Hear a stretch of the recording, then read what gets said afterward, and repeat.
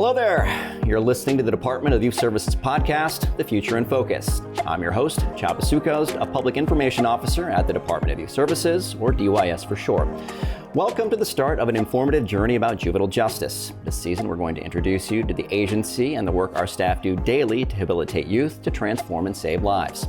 Since this first episode is devoted to an overview of DYS, who better to help explain the agency and the direction it's headed than the two people who oversee all of it, Director Amy L. Ast and Assistant Director Jean Trim. Ladies, welcome. I kind of gave it away in the intro, so what is the Department of Youth Services? Man, that's such a hard question to answer. First of all, I'd say we're an agency of hope.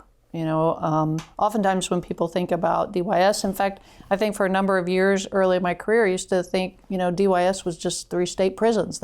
We were the juvenile prison system.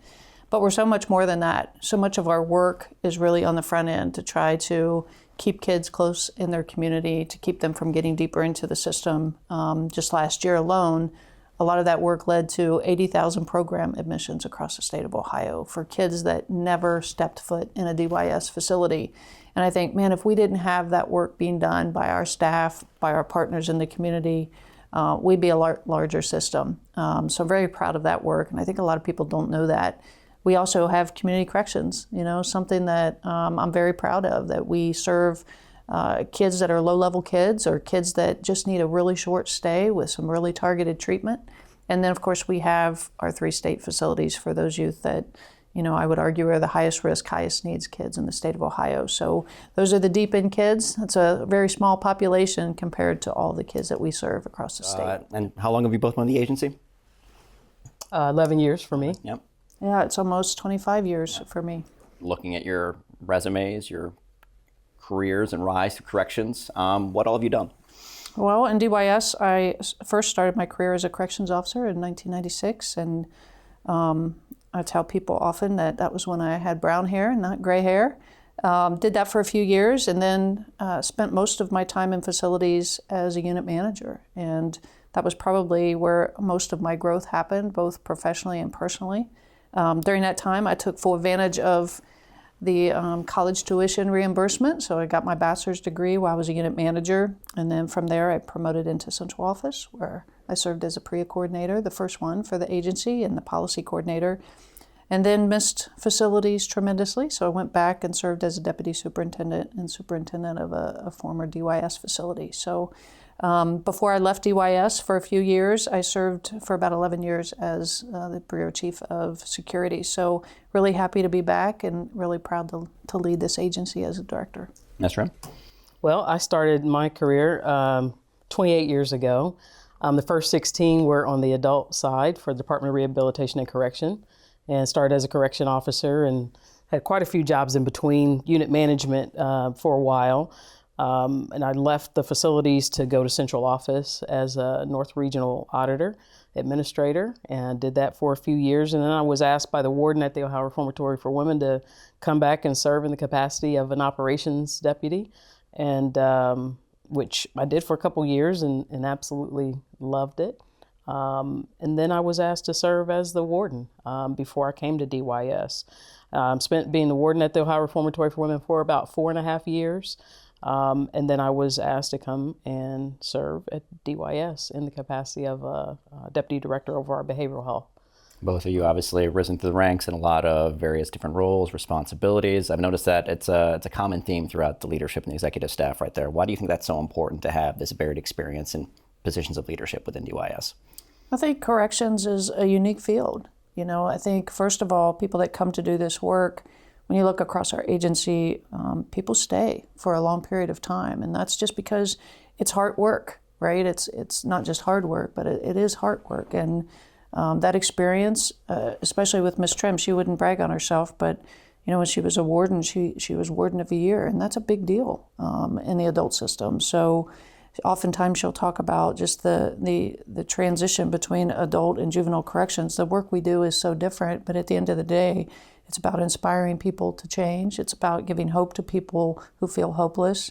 And whether it's juvenile corrections or it's detention or it's the adult corrections, I think all of us just come into this work wanting to make change in people. Eddie Trim, anything you want to add to that? I think I'd just say, having done some of the the work that we've done and held the positions gives us a unique understanding of what our staff go through every day. When you've walked the walk and you've been mandated and you have, been the subject of having to operationalize policies that impact the work that you do every day, and perhaps you didn't have a voice, in creating those policies, it certainly keeps those sort of things at our top of our mind, that we have to listen to the people doing the work, right? Yeah. And so that becomes a priority when you've held those positions, and you may know how it feels not to have a voice. Yeah. So obviously, from your backgrounds, it's a very, as you alluded to, Director asked, the idea of so many cross sections of interlapping disciplines and responsibilities leads us into our next bigger topic here. So, the fact that, your roles have changed, society and what we learned about criminal corrections, especially youth, has changed throughout, your time in the profession. It's a big reason why a cross-section of juvenile justice stakeholders like judges, prosecutors, law enforcement, policymakers, academics, and legislators worked collaboratively for months as part of Governor Mike DeWine's Juvenile Justice Working Group. What was the working group's assignment? I think their primary assignment was to take a real thorough look of all of the juvenile justice continuum. Oftentimes people think that it just starts and stopped with DYS, and it doesn't. The continuum starts on the front end. With kids start touching the system. What's going on in juvenile courts? How do we help better support our judges? What's going on in community corrections facilities and detention facilities? And then, of course, the kids that get deeper into the system in our 3 state facilities, what's happening there? And are we meeting the needs? So I think the governor's attention to putting the right people on that work group was it was intentional, but it was also to really give a broad scope of who all touches the system and who can we have at the table to really represent that voice. A.D. Trim?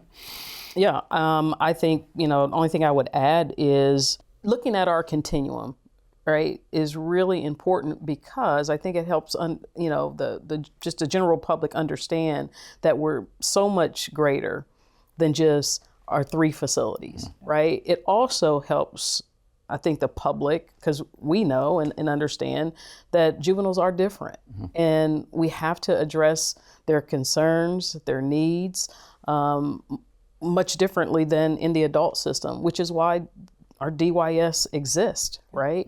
Is that we understand that adolescents are going to be impulsive. We understand that brain development is much different.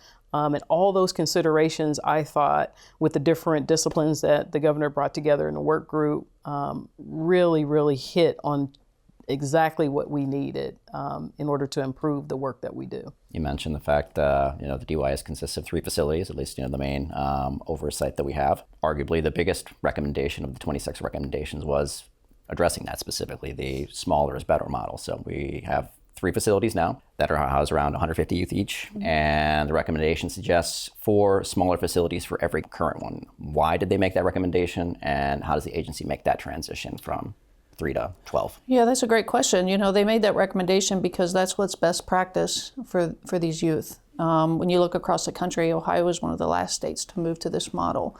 And it's a commitment, right? It's a commitment to the taxpayers, and they want a return on investment. And what I'm quite confident about is that the outcomes that we'll produce with smaller facilities that investment will come out in the outcomes and how kids return to their communities. In addition to that, just the safety piece for our staff. Managing large groups of the highest needs, highest risk kids in the state of Ohio, that is difficult. That's difficult for our staff to do. So to be able to really minimize the space that they operate in, moving to 140 or 150 youth in a facility down to 36 in a facility will be a game changer for our staff, and it'll be a game changer for the kids that we serve. A.D. Trim, anything you want to add to that? Yeah, I just really believe, we have endeavored since we've come on to be a trauma responsive agency. Yeah. Part of that certainly plays into the physical plant that our staff work in every day and that the kids live in every day.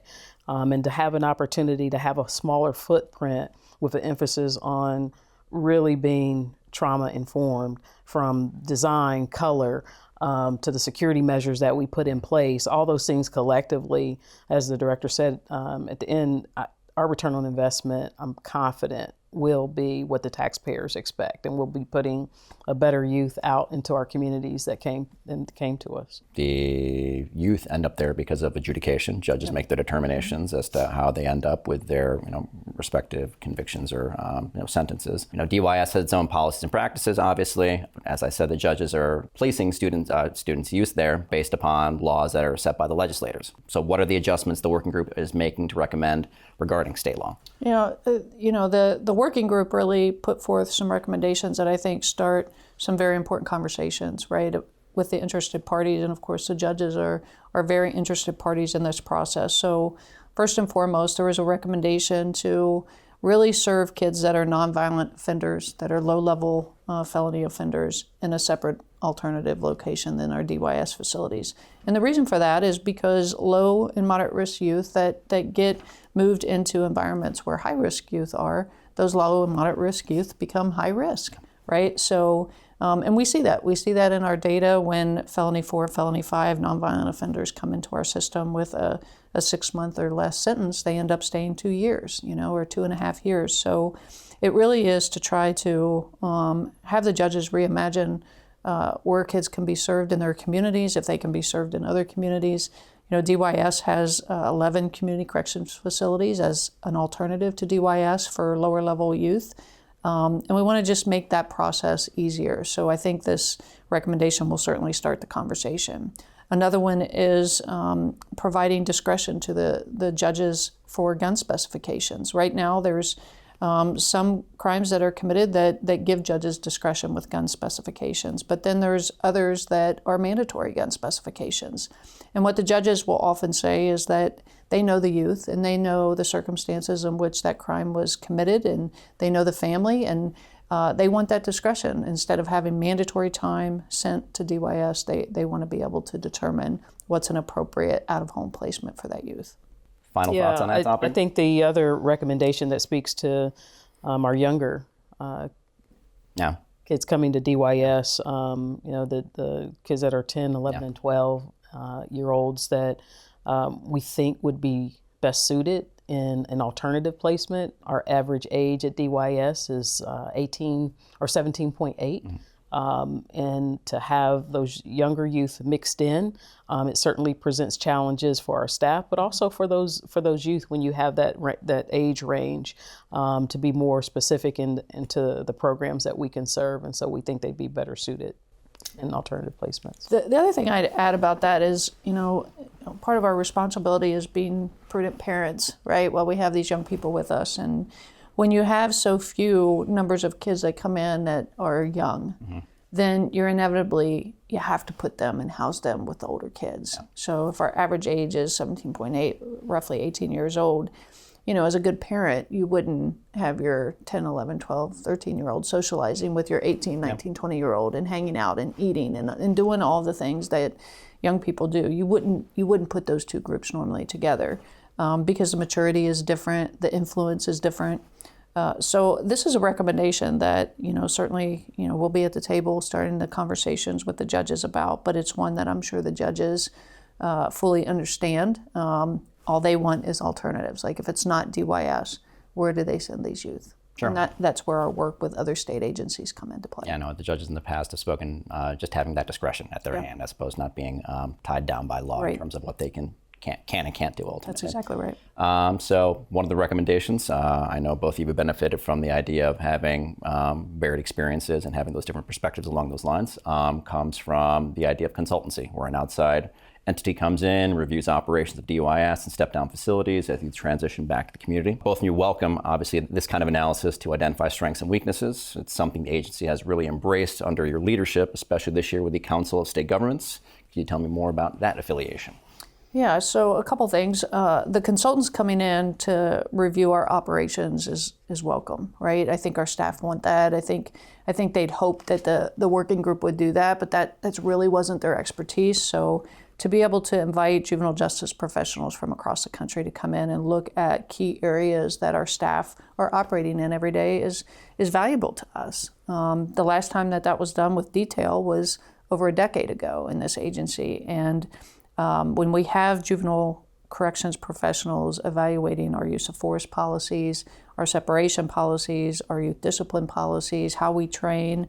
The only thing that we can gain from that is being better, right? And for them to bring in expertise from across the country is going to be really valuable to us, and we're looking forward to that. The other question about the Council of State Government, what value they bring is they have a lot of respect in the field, right? They bring challenges, they bring data, and they bring people together for solutions. So the Council of State Government we can always rely on them to really share with us what are the trends of data, what have we done to impact data over the last 10 or 15 years, what's working and what's not working, what's changed, and that's the value they bring. In fact, last year they put out a briefing about the staffing crisis in juvenile justice. And oftentimes, our staff are in it every day. They think it's just us, and it's not. But I understand why they feel that it is.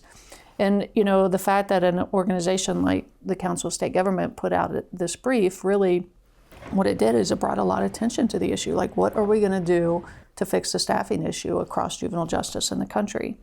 So in response to that, the Council of State Government, Georgetown University, the University of Cincinnati's Corrections Institute all came together and said, look, we're going to select 8 states to come together and really work on a plan for the workforce. And Ohio was fortunate to put a 10-member team together and submitted that, and we were selected. So we're working with 7 other states on, trying to find a solution. What are some short and long-term strategies that agencies across the country can work on? And our team has been doing an amazing job leading that effort. In fact, we got some numbers this morning about, the retention that's improved dramatically over this past year. And that's because of the work that this group of 10 people and people in the facilities and our HR department and our superintendents and their team are really focused in on. When we get people, let's keep them and let's invest in them. I know they were here over the summer, I believe, in terms of coming and speaking with us. AD Trim, do you remember anything from that experience, hearing from them and how they tried to kind of get a sense of where we are and how we can improve upon, practices here? Yeah, I think just their approach, just going in and having listening sessions and really paying attention to what our stakeholders are saying across the state. And I think probably overarchingly, I would say just transparency. Right? We want to do the best work and deliver the best services to our kids and our families and communities. So anytime we have an opportunity to get a third party to come in and assess our work and give us feedback, you can't lose. You can't lose at all. So I think we're going to continue to move forward with the lens of welcoming folks to evaluate what we do. Innovation, part of that, a big part of what we're trying to do as an agency here as well. Obviously challenging within government because you have policies and certain standards and guidelines you have to follow within those processes. But as a teaser to some of the other subjects we'll be getting into this season, DYS is doing something big with one of the biggest companies that you can think of, Google. What's the significance of that, Director? We heard a lot when we go around and do our town hall meetings. We hear from staff about just the redundancy in their work, whether they're a parole officer, or they're a case manager, or they're a social worker.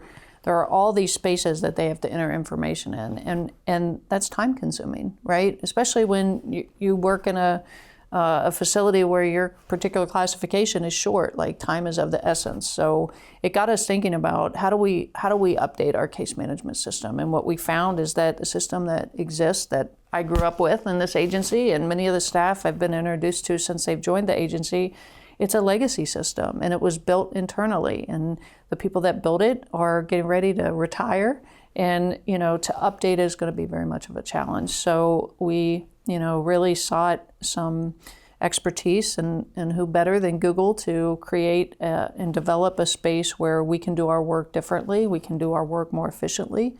We have data that will support our work, and we're even going to introduce some artificial intelligence to our work so that we have some predictive analysis of youth that with their histories coming into our system, and how do we best support that youth and put proper supports around that youth while he's with us. So it's a big ordeal. It is a big undertaking, something that will take a couple of years, but we're looking forward to it. And I think our staff need it, and they certainly deserve it. And one of the most mind-blowing things that I've experienced since being at the agency was when Google came in and made their presentation. They've got this 6th floor of our building, this entire diagram basically, but it takes up an entire significant conference room type area where it goes wall to wall, mapping out a youth's entry into the justice system to its exit, and all the potential spots where things can be improved or enhanced, and all the elements to be involved right there, and just being able to just micromanage that at that level, understand the efficiencies and inefficiencies in those points right there.